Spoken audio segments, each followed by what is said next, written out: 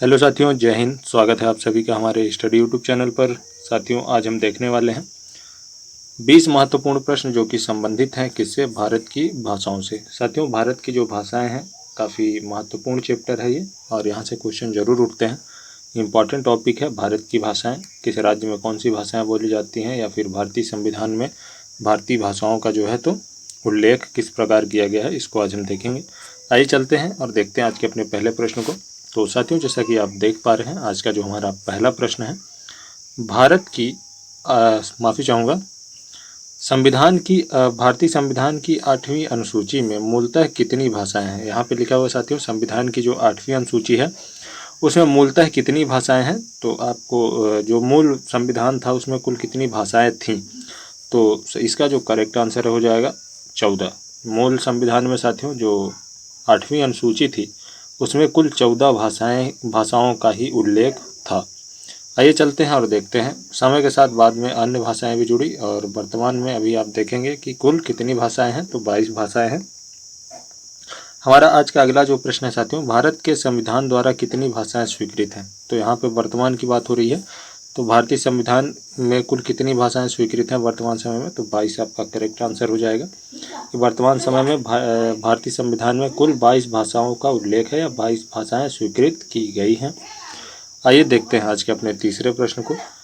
भारतीय भाषाओं को कितने प्रमुख वर्गों में बांटा गया है। साथियों, जो भारतीय भाषाएं हैं इनको कितने वर्गों में बांटा गया है, तो आपको बताना चाहूँगा कुल 4 भागों में। आपको भी पता है 4 भाषाओं में अलग अलग 4 वर्गों में 4 समूहों में अलग अलग भाषाओं को बांटा गया है। आइए देखते हैं आज के अपने चौथे प्रश्न को। निम्न में से किस समूह की भाषा को भारत में सबसे अधिक लोग बोलते हैं। कौन सा समूह है साथियों, ये 4 वही समूह है जो कि अभी आपने पहले देखा था, भारतीय, आर्य, द्रविड़, ऑस्ट्रो एशियाटिक और चीनी तिब्बती। ये चारों समूह हैं, इन्हीं में भारतीय भाषाओं को रखा गया है, सभी भारतीय भाषाओं को। और सबसे ज़्यादा कौन से समूह के लोग हैं जो कि भाषा को बोलते हैं, तो भारतीय आर्य आपका करेक्ट आंसर हो जाएगा इस प्रश्न का। कि निम्न में से किस समूह की भाषा को भारत में सबसे अधिक लोग बोलते हैं, तो भारतीय आर्य भाषा को सबसे बोला जाता है। आइए देखते हैं आज के अपने 5वें प्रश्न को। भारत में सबसे कम बोला जाने वाला भाषा समूह कौन सा है। तो आप सभी को पता है कि भारत में सबसे कम बोला जाने वाला भाषा समूह चीनी तिब्बती भाषा समूह है। चीनी तिब्बती भाषा समूह के लोग जो हैं वो काफ़ी कम हैं, और काफ़ी कम बोली जाने वाली भाषा या क्षेत्र है इसका चीनी तिब्बती का। तो आपको याद रखना है, ऑप्शन डी करेक्ट आंसर है इस प्रश्न का। माफ़ी चाहूँगा। ऑस्ट्रिक भाषा समूह की भाषा को बोलने वालों को कहा जाता है। जो ऑस्ट्रिक भाषा समूह साथियों, उसकी भाषा को बोलने वालों को क्या कहा जाता है, तो आपको जो करेक्ट आंसर है यहाँ पे हो जाएगा निषाद। ऑस्ट्रिक भाषा समूह बोलने वाले लोगों को क्या कहा जाता है, निषाद कहा जाता है। ऑप्शन बी आपका करेक्ट आंसर है इस प्रश्न का। आइए बढ़ते हैं और देखते हैं आज के अपने 7वें प्रश्न को। चीनी तिब्बती भाषा समूह की भाषा को बोलने वालों को कहा जाता है। साथियों, चीनी तिब्बती भाषा समूह की भाषाओं को बोलने वाले लोगों को किरात कहा जाता है। क्या कहा जाता है साथियों, किरात कहा जाता है। ऑप्शन ए आपका करेक्ट आंसर है इस प्रश्न का। द्रविड़ समूह में सर्वाधिक बोले जाने वाली भाषा कौन सी है। साथियों, जो द्रविड़ समूह है, तीसरा हमारा जो समूह है द्रविड़ समूह, उसमें सर्वाधिक बोले जाने वाली भाषा कौन सी है, तो आपको याद रखना है कि द्रविड़ समूह में सर्वाधिक बोले जाने वाली भाषा तेलुगु है। तेलुगु भाषा जो है सर्वाधिक बोले जाने वाली भाषा है, जो कि द्रविड़ समूह के अंतर्गत रखी गई है। ऑप्शन बी हमारा करेक्ट आंसर है इस प्रश्न का। किस भाषा को द्रविड़ परिवार की सभी भाषाओं की जननी कहा गया है। जो द्रविड़ परिवार है साथियों, उसमें कौन सी भाषा रखी गई है जो बाकी सभी भाषाओं की जननी कही जाती है, उसकी जनक कही जाती है, एक प्रकार से कह सकते हैं आप, उसकी माँ कही जाती है। तो यहाँ पे जो करेक्ट आंसर है हो जाएगा इसका तमिल भाषा। तमिल भाषा को साथियों, ऑप्शन ए आपका करेक्ट आंसर हो जाएगा। तमिल भाषा जो है इसको सभी द्रविड़ भाषाओं की जननी कहा गया है। आइए देखते हैं आज के अपने 10वें प्रश्न को।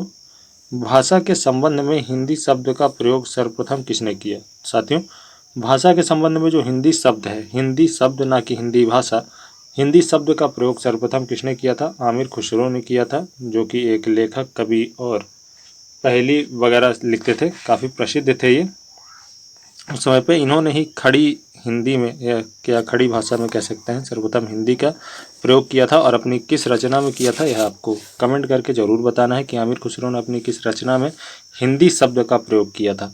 आइए चलते हैं और देखते हैं आज के अपने 11वें प्रश्न को। भारतीय संविधान में हिंदी को कहा गया है साथियों, जो भारतीय संविधान है उसमें हिंदी को क्या कहा गया है? तो भारतीय संविधान में साथियों हिंदी को राजभाषा कहा गया है।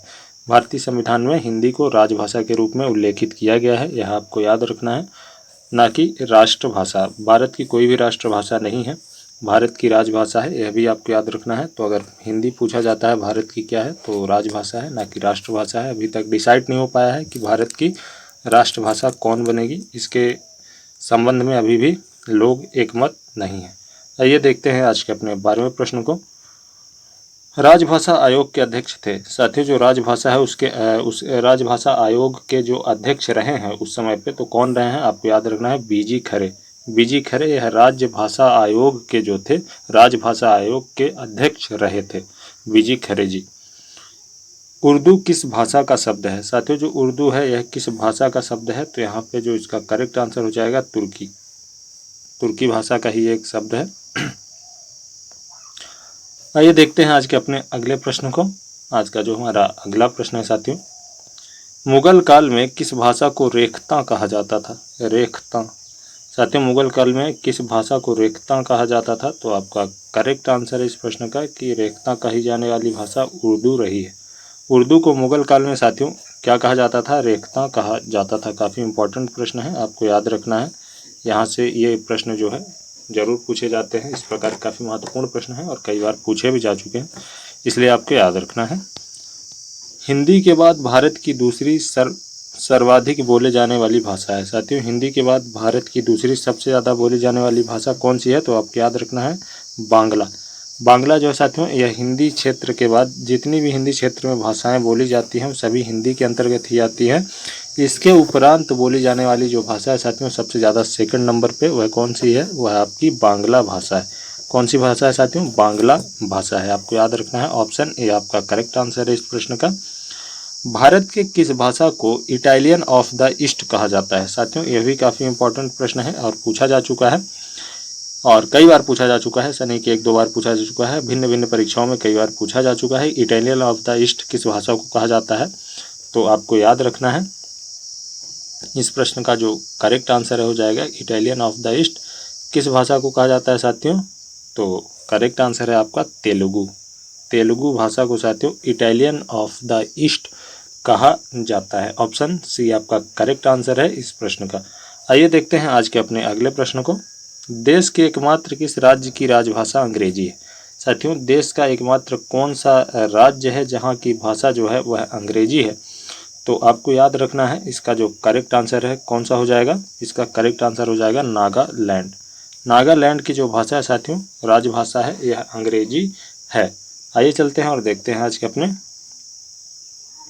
अगले प्रश्न को। आज का जो हमारा अगला प्रश्न है साथियों 18वां और प्रश्न, आंध्र प्रदेश की राजभाषा है साथियों। जो आंध्र प्रदेश है, आंध्र प्रदेश की राजभाषा क्या है? तो आपको याद रखना है तेलुगु।